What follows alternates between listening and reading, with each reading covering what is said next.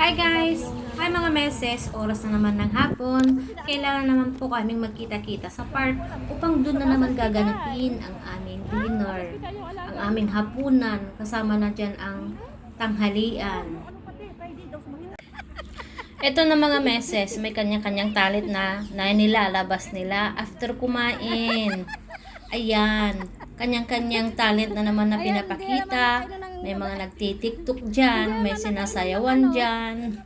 Hindi pa nakainom ng pangpakalma. Ganito lang kami mga meses.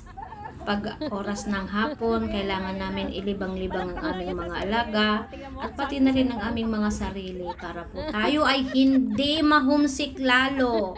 Lalo na yung mga maraming problema dyan, hindi nauubusan ng problema. Normal lang naman magkaroon ng problema, pero wag po tayong tumutok sa problema dahil matutuluyan tayong mabaliw.